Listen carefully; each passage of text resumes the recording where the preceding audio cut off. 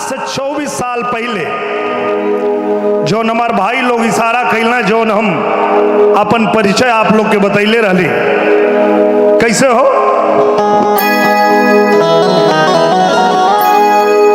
आइल दुआरे बानी हे देवी माई,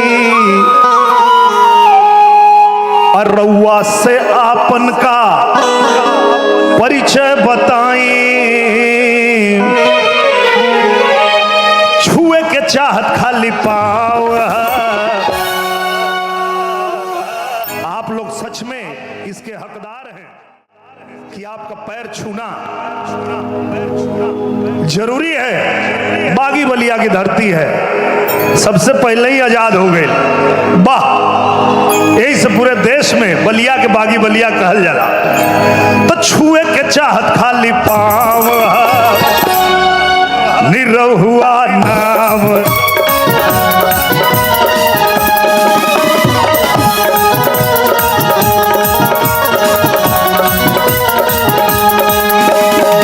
आइल दुआरे बानी हे देवी माई, रउआ से आपन का परिचय बताई। चूमे के चाहत खाली पाँव।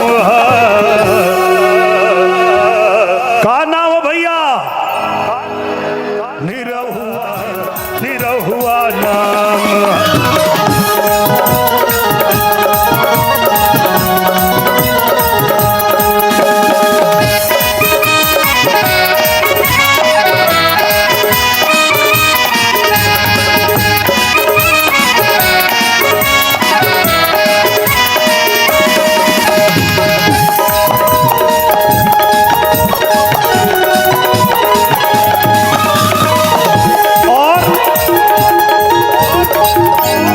बलिया के स्थापना दिवस के अवसर पे बलिया महोत्सव मनावल जाला।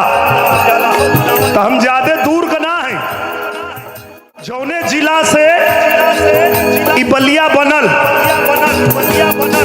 गाजीपुर टनवा में गांव है। गाजीपुर टनवा में गांव है, निरहुआ नाम है।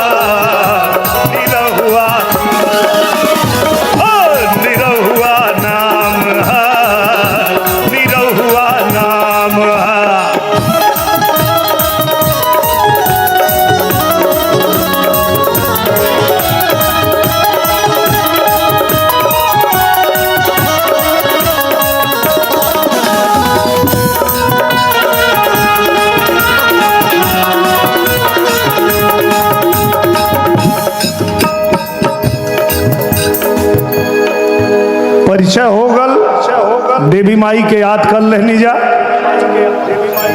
और अब जैसे 20 साल पहले चल रहा लो, अब वैसे